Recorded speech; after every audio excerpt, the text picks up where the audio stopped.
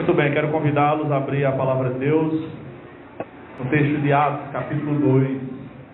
Atos, capítulo 2.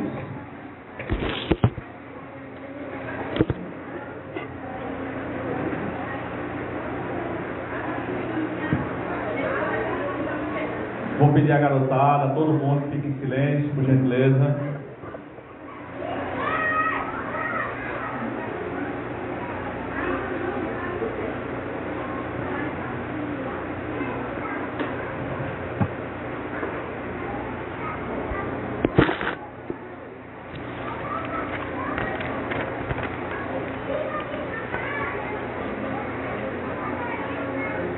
Isso, Cristian. Isso mesmo. Vai lá, vai lá.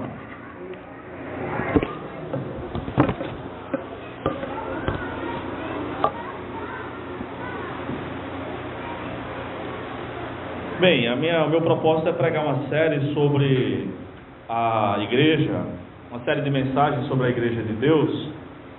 E algumas semanas eu preguei uma mensagem cujo título é O que é a igreja? Eu falei sobre algumas características da igreja. A igreja é a coluna e baluarte da verdade.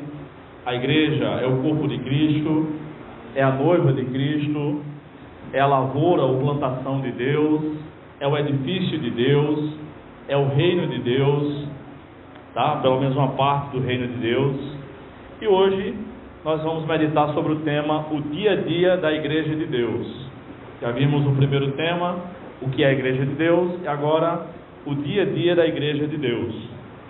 Atos capítulo 2, do verso 42 ao verso 47. Diz assim, o doutor Lucas, quem escreveu Atos: e eles perseveravam no ensino dos apóstolos e na comunhão, no partir do pão e nas orações, e em cada um havia temor, e muitos sinais e feitos extraordinários eram realizados pelos apóstolos. Todos os que criam estavam unidos e tinham tudo em comum. Vendiam suas propriedades e bens e os repartiam com todos, segundo a necessidade de cada um. E perseverando de comum acordo, todos os dias no templo, e partindo o pão em casa, comiam com alegria e simplicidade de coração, louvando a Deus e contando com o favor de todo o povo. E o Senhor lhes acrescentava a cada dia os que iam sendo salvos. Amém. Vamos orar mais uma vez, irmãos. Pai amado, obrigado pela Tua palavra, obrigado pela Tua igreja, pela igreja que o Senhor fundou. Obrigado, Senhor, por este registro aqui, feito pelo irmão Lucas, há quase 2000 anos, e preservado pelo Senhor para a nossa instrução, para a instrução do Teu povo em todas as partes do mundo. Nessa noite eu te peço, como também os irmãos estão pedindo, que o Senhor nos instrua um pouco mais, nos fale um pouco mais por meio desta palavra, Deus, em nome de Jesus. Amém. O dia a dia da igreja de Deus.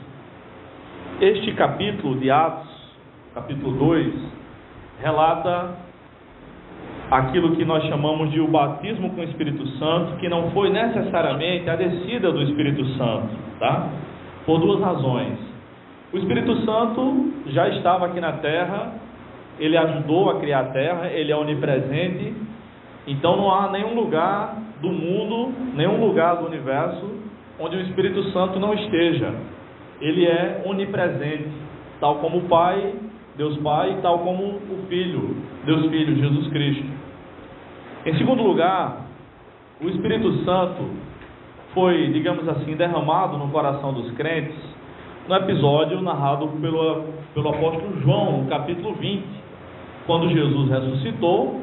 Ele apresentou-se aos apóstolos em várias ocasiões, e em uma dessas ocasiões, a portas fechadas, ele se apresentou a 10 dos apóstolos, porque Judas já não estava mais no nosso meio, e Tomé não estava presente, mas 10 apóstolos representavam ali a totalidade da igreja. E o Senhor Jesus disse: paz seja convosco, e tendo dito isso, soprou sobre eles o Espírito Santo. Esse foi o derramar do Espírito Santo na igreja, sobre os apóstolos que representavam a totalidade da igreja. O que nós vemos aqui em Atos capítulo 2 foi um derramar a mais do poder do Espírito Santo, que nós chamamos de batismo com o Espírito Santo, inteira santificação e outros sinônimos. Este batismo com o Espírito Santo é um revestimento de poder que Deus concede aos crentes quando Ele quer, na hora que Ele quer, no lugar que Ele quer, e os capacita para a evangelização, a obra da pregação do Evangelho, aonde os crentes estão.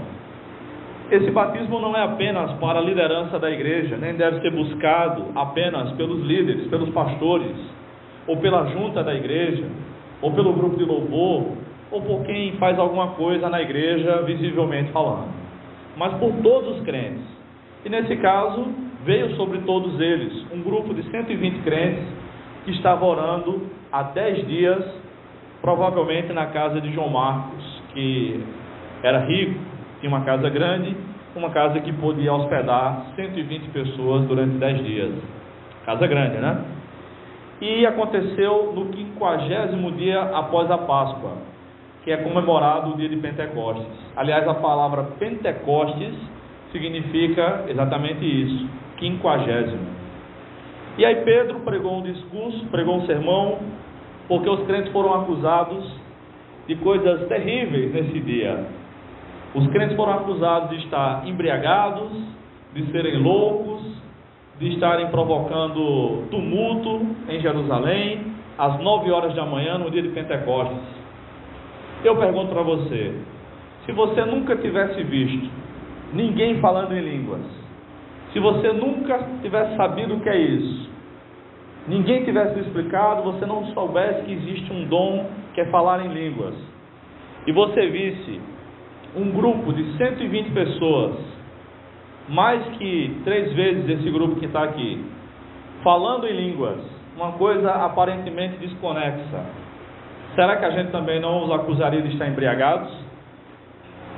Foi isso que aconteceu em Jerusalém. O texto bíblico não diz que eles falaram na língua ou nas línguas das pessoas que estavam ouvindo. Não diz isso.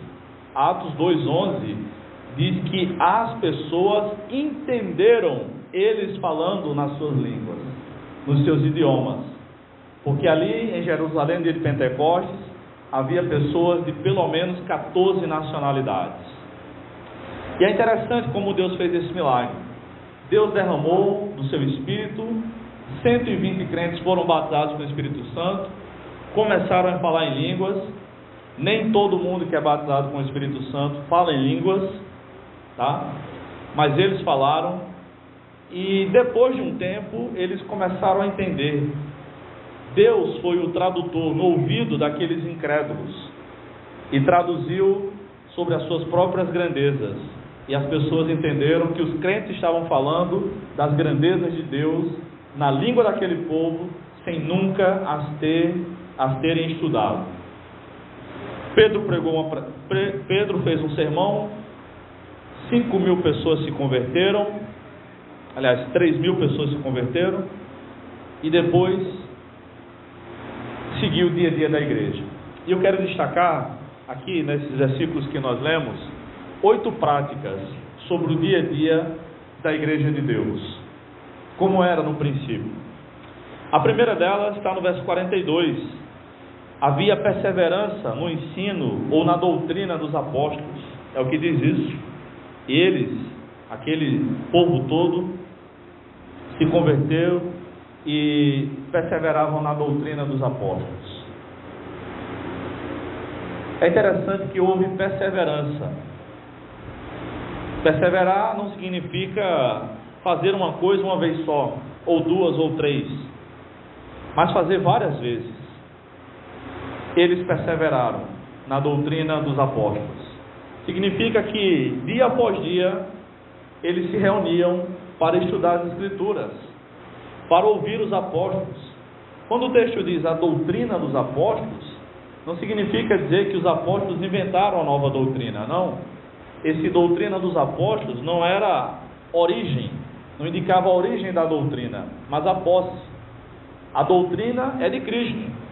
mas Jesus Cristo entregou a sua doutrina, a sua mensagem aos apóstolos, e os apóstolos entregaram aos outros crentes, e um crente sempre vai passando para o outro, e nós chegamos até aqui. Então essa doutrina dos apóstolos não indica a sua origem, mas a posse. Nós também cremos e pregamos a doutrina dos apóstolos. Hoje a gente pode dizer a doutrina da igreja, o que a igreja ensina, o que a igreja cristã crê. E é necessário, irmãos, que perseveremos também na doutrina dos apóstolos, nos ensinamentos bíblicos. Mas infelizmente, muitos cristãos passam anos e anos na igreja, servindo a Deus, mas nunca leram a Bíblia. Uma vez eu estava, há 2 anos eu acho, fez 2 anos agora em janeiro, eu estava ministrando um curso numa igreja batista lá em Taperoá, um curso de interpretação bíblica, e tinha assim uns 15, 20 irmãos, é uma igreja pequena, o templo um pouco maior do que esse, e eu estava falando dos princípios da interpretação bíblica, e eu disse, primeiro a gente tem que ler bem, saber que uma vírgula indica uma pausa curta, um ponto indica uma pausa longa, um ponto final é porque acabou mesmo, por isso o nome dele, uma interrogação indica uma pergunta, e por aí vai. Eu estava enfatizando a questão da leitura, da boa leitura, e de repente veio um irmão que estava sentado na última fileira, veio pertinho de mim, eu acho que eu estava falando sem microfone inclusive, não me lembro, e ele disse, eu tenho uma pergunta para lhe fazer. Pô, não, como é o nome do irmão? Falou o nome dele. Ele disse, eu não sei ler. O que é que eu devo fazer agora? Vou para casa ou continuo aqui? O que é que vocês fariam numa hora dessa? Eu disse, olha, mas o senhor sabe ouvir, não sabe? Ele, então fique e ouça. Fique e ouça. O senhor vai aprender. Não vai aprender tanto quanto quem sabe ler, mas vai aprender. Deus ama o Senhor tanto como qualquer um de nós aqui. Tá bom, aí ele já ia voltando para o lugar dele. Não, peraí. Naquela igreja tinha vários professores, inclusive alguns irmãos ali tinham uma escola de ensino fundamental. Eu fiquei pensando, como é que numa igreja, ainda mais com professores profissionais, tem gente que não sabe ler? Eu disse, o senhor não tem vontade de aprender a ler, para ler a Bíblia e ler outras coisas mais? Tenho, mas tive que trabalhar cedo na roça, e aquela história que a gente já conhece, que é verdade. Eu disse, não, mas agora, o senhor não tem vontade de aprender a ler? Tenho. Vem cá. Pus ele do meu lado, eu disse, o irmão fulano está dizendo aqui que está com vontade de aprender a ler. Quantos de vocês podem se comprometer a alfabetizá-lo? E umas 4, 5 pessoas se comprometeram. Eu disse, o senhor vai ler, vai aprender a ler e vai ler sua Bíblia. Hoje ele sabe mais da Bíblia do que nós. Não porque ele aprendeu a ler, porque Deus o chamou. Não deu tempo ele aprender a ler. Ele sofreu um acidente de carro, me ligaram, sabe aquele irmão e tal. Sim, ele está lendo na igreja? Não, ele partiu, sofreu um acidente de carro e tal, meses depois. Mas ele tinha interesse em aprender a doutrina dos apóstolos, irmãos. Hoje a gente pede para algum irmão ler um texto. Vamos ler o texto de Mateus. O cara não sabe se Mateus está no Antigo ou está no Novo Testamento. Se tem 15 dias de crente, tudo bem. Mas se tem mais de um ano de crente, isso é injustificável. Um teólogo americano, na verdade ele era ateu, o nome dele é Craig Keener, ele se converteu, alguém pregou para ele na universidade. Quando ele se converteu, ele ficou com tanta sede de Deus, que ele ganhou uma Bíblia, ou comprou, não sei, mas ele leu a Bíblia toda em um mês. Ele viu que a Bíblia tem menos de 1.200 capítulos, são 1.189. E ele dividiu aquilo por 30 dias e leu 40 capítulos da Bíblia por dia. Em um mês ele leu a Bíblia.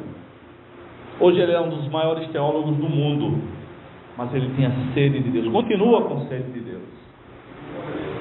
Será que a gente tem perseverado na doutrina dos apóstolos, ou a gente tem dado ouvido a qualquer coisa que o povo ensina por aí? Alguém que se revoltou, não foi com a cara do pastor, saiu da igreja, abriu no quintal de casa uma igreja, sem a liderança de ninguém, e não conta com a bênção apostólica, por assim dizer, e a gente acredita naquela pessoa. Tem muita gente por aí assim, muita gente. Segundo lugar, segunda prática do dia a dia da igreja, eles perseveravam na comunhão dos irmãos. Verso 42 também diz isso. Eles perseveravam na doutrina dos apóstolos e na comunhão. A comunhão não é aqui a ceia do Senhor. O partir do pão também não é. Comunhão é comunhão mesmo. É amizade. Jerusalém era uma cidade pequena, irmãos. Não era como é hoje. Para vocês terem ideia, no tempo de Cristo, o templo de Jerusalém era quase 1/3 do tamanho da cidade. Então Jerusalém era uma cidade importante, porém pequena, comparada com o que ela é hoje, com seus vários puxadinhos, digamos assim.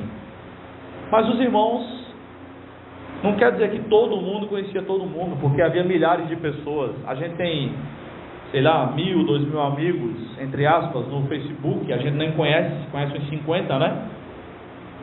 Encontra na rua e nem fala, quem não lembra o nome. Imagina uma igreja com alguns milhares de crentes.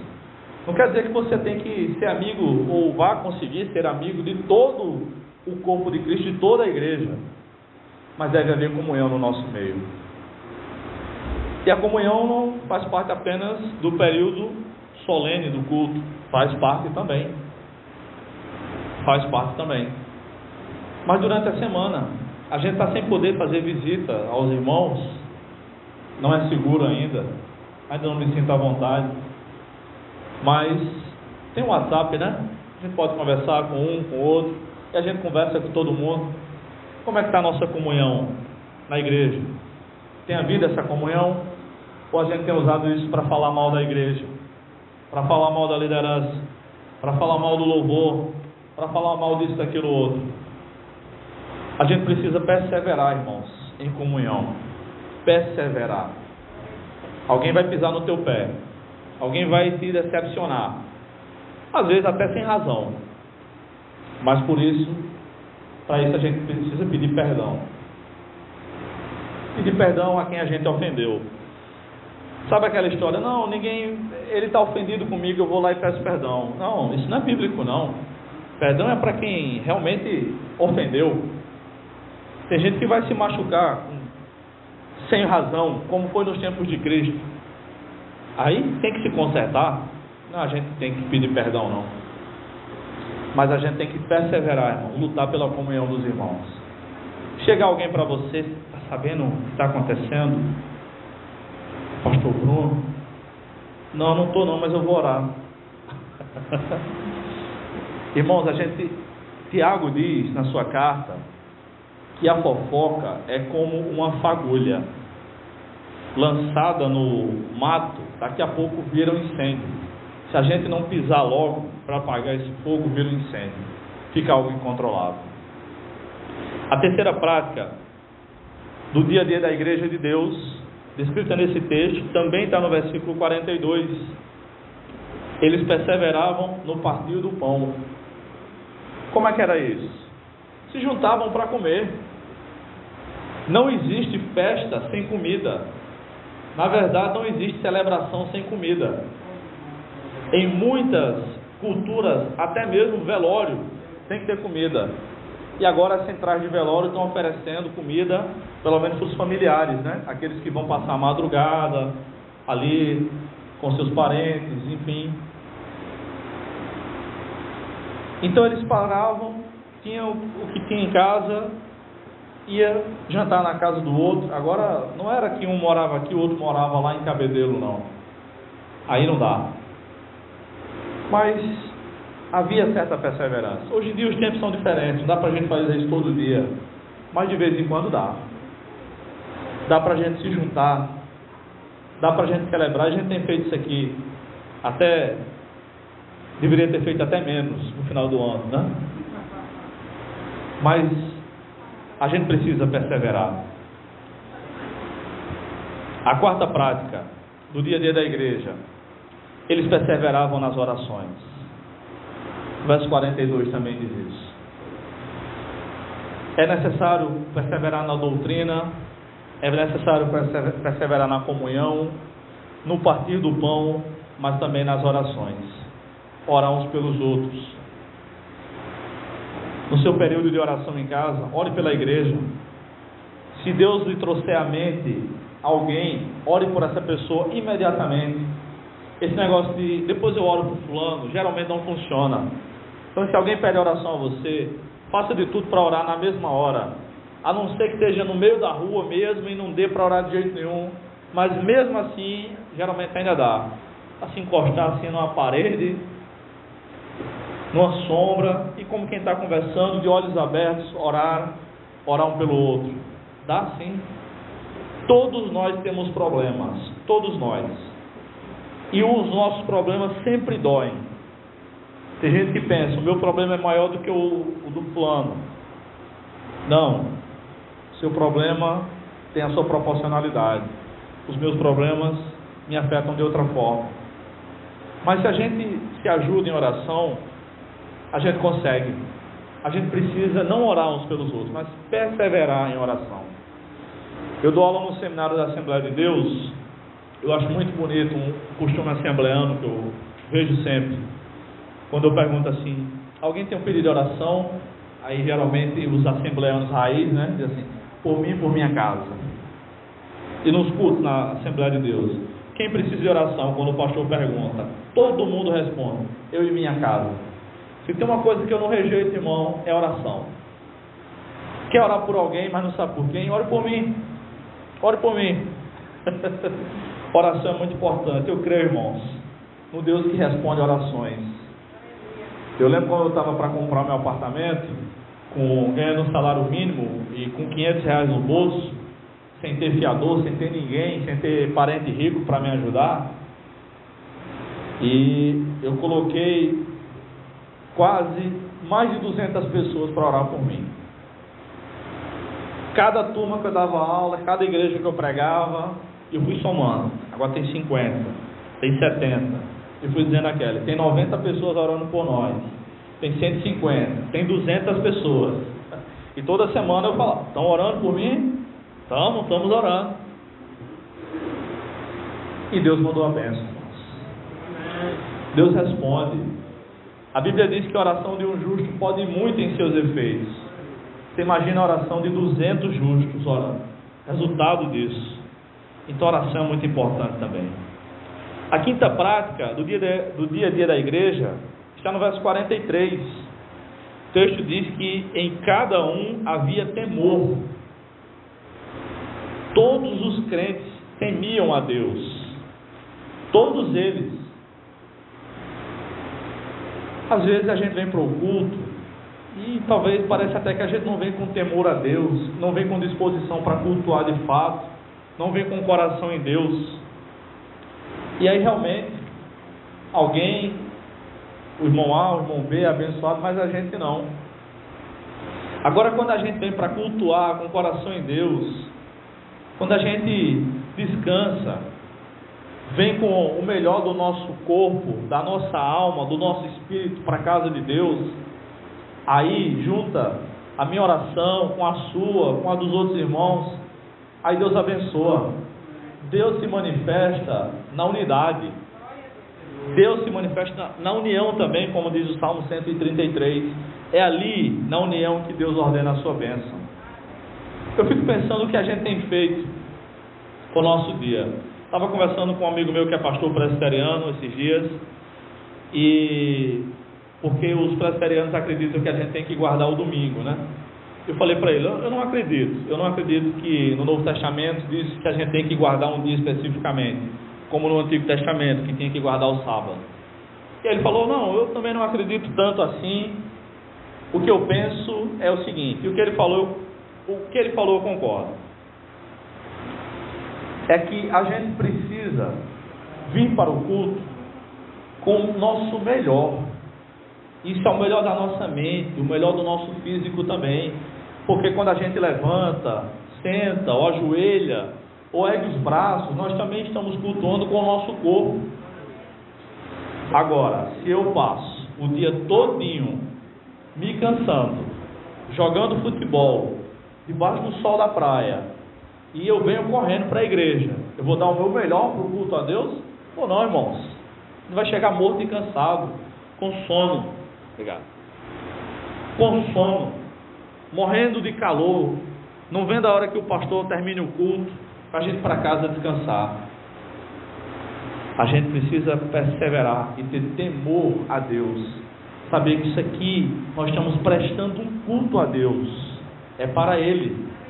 A gente canta, eu estou pregando para os irmãos que estão ouvindo, não estou pregando para Deus ouvir, não é isso? Mas isso faz parte de um culto a Deus. Quando o pessoal canta, está cantando para nós todos ouvirmos e também para Deus ouvir, e assim a gente presta um culto a Deus. Vocês que estão cantando na cadeira como eu, também estamos prestando um culto a Deus. Isso a gente tem que vir com o nosso melhor. Havia temor. Sabe o que é que Deus fez? Quando um casal chamado Ananias e Safira tentou, mentindo, dissuadir muitas pessoas na igreja, ele os matou. É interessante que Deus matou Ananias e Safira por causa de uma mentira. Mas o resultado daquilo foi impressionante. Eu estou falando de algo que está no capítulo 5. Depois, capítulo 5, versículo 10 e 11 diz assim, livro de Atos: na mesma hora ela caiu aos pés dele, Safira, que morreu depois, aos pés de Pedro, e expirou. Então os mais novos entraram, acharam-na morta, e levando-a para fora, sepultaram-na ao lado do marido. E um grande temor tomou conta de toda a igreja, e de todos os que ouviram essas coisas. Muitos sinais e feitos extraordinários eram realizados entre o povo por meio dos apóstolos, e eles permaneciam juntos no pórtico de Salomão. Deus cortou logo as asinhas de Ananias e Safira. Na verdade, cortou o oxigênio, né? E eles morreram. E depois disso, com temor em todos na igreja, porque sabiam que não podiam enganar a liderança da igreja, que eram servos de Deus, os milagres começaram a acontecer. E é interessante que foi nessa ocasião que a sombra de Pedro curou. Nunca mais há um relato disso no Novo Testamento. Nunca mais. Foi nessa ocasião. Irmãos, a sexta prática, e eu vou encerrar por aqui. Mais duas práticas, mas depois eu mando no WhatsApp o esboço para vocês. Havia muitos sinais na igreja, muitos milagres, conforme o versículo 43. Muitos sinais e feitos extraordinários eram realizados pelos apóstolos. Os milagres. Tem gente que pergunta assim, sempre me perguntam isso: por que hoje em dia há menos milagres do que no tempo dos apóstolos? E eu respondo: não há menos milagres hoje. Hoje há muitos mais milagres. Muito mais. Esses milagres que foram relatados aqui no livro de Atos, não dá nem 20 milagres. Ora, não dá nem 15. Todo mundo aqui, ou se não todo mundo, quase todo mundo tem um milagre para relatar, não tem para testemunhar? Amém? Só aqui a gente já tem quase uns 40. Se juntar as 700 igrejas evangélicas que tem na Grande João Pessoa, quantos milagres nós teríamos para relatar? Só na Grande João Pessoa. Engana-se quem pensa que os milagres diminuíram com o passar dos anos. Pelo contrário, o número de milagres aumentou. Eu já conversei com um irmão que morreu e ressuscitou. Eu conversei com ele, está vivo até hoje. Ele tem certidão de óbito. O médico atestou que ele morreu e ele ressuscitou.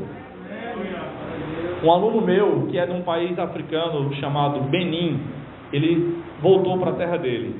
É um país bem pequenininho. Ele contou em sala de aula, que Deus o usou para ressuscitar uma menina de 12 anos de idade. Outra aluna minha contou em sala de aula uma vez que Deus ressuscitou o irmão dela, estava morto. O médico, 3 médicos atestaram, está morto. Não tiraram do quarto pela insistência da mãe, porque Deus falou para ela: você vai sair daqui com seu filho vivo andando. Um dia o menino morreu, era um rapaz já, 20 e poucos anos, não era uma criança. Ela, depois de muitos dias no hospital, sem ir para casa, só era ela e o filho que morava em casa mesmo, foi morar no hospital para tomar conta do filho. Ele morreu. Ela convenceu os médicos: deixa ele aí, não tire ele daí não. Foi para casa, tomou um banho, era uma serva de Deus, confiava em Deus, comeu, descansou, e aí se ajoelhou e orou: Deus, o Senhor me disse, eu tenho certeza, foi o Senhor que falou comigo, que eu vou sair daquele hospital com meu filho andando. Enquanto ela orava, 2 amigos da igreja, 2 amigos daquele rapaz da igreja, entraram no quarto, os médicos permitiram, e um deles disse assim: fulano, tu estás fazendo o que deitado aí? Deus não falou que tu ia sair daqui andando? Ele se levantou e andou. Os 3 médicos se converteram. Os 3 médicos. Então os sinais são sim parte do dia a dia da igreja. Não é algo que acontece a cada 100 ou 50 anos, não. Pode ser que não aconteça aqui, pode ser que não aconteça na igreja do meu amigo Eliano, que é ali no Oitel Santiago, para onde eu vou pregar domingo lá. Pode ser que não aconteça na igreja do pastor Evandi, também meu amigo, mas em outras igrejas está acontecendo milagres. Deus já fez muitos milagres na minha vida. Eu não podia ajoelhar, que eu doía demais meus joelhos. Eu tenho uma doença raríssima nos joelhos, quando era adolescente. O médico disse que eu ia ter que tomar remédio aí uns 6, 7 anos, dos 13 anos quando eu tinha 14 anos, quando eu fui consultar, até os 20, 21 anos. Um dia eu orei, pedi a Deus que me curasse. Passou alguns dias, eu disse: será que Deus me curou? Eu peguei no joelho, que quando apertava doía muito. Apertei, não doeu. Apertei no outro, não doeu. Pedi para um amigo meu apertar, ele disse: que é isso, vou apertar o joelho de ninguém? Não, eu estou falando sério, aperta aqui, aperta com força. Apertou nada, apertou no outro nada, acabou. Nunca tomei um comprimido. Deus me curou. Então faz parte sim, irmãos. Agora, quando há perseverança na doutrina, na comunhão, no partir do pão, nas orações, quando há temor a Deus, quando há reverência, aí Deus opera milagres. Aí Ele faz, quando há lugar, quando há liberdade para Ele. Jesus esteve em Nazaré, está lá em Marcos capítulo 6, e a Bíblia diz que Ele não pôde fazer ali milagres, a não ser curar algumas poucas pessoas, porque o povo não creu. Então a incredulidade é um grande obstáculo para o agir divino, para Ele fazer milagres. Eu quero ficar por aqui, ainda tem outras coisas para fazer no culto. Que Deus os abençoe, irmãos. Esse deve ser o dia a dia da nossa igreja também. Perseverança na doutrina, na comunhão, no partir do pão, nas orações, no temor a Deus, esperando que Deus faça milagres. Que Deus os abençoe. Amém? Pastor André.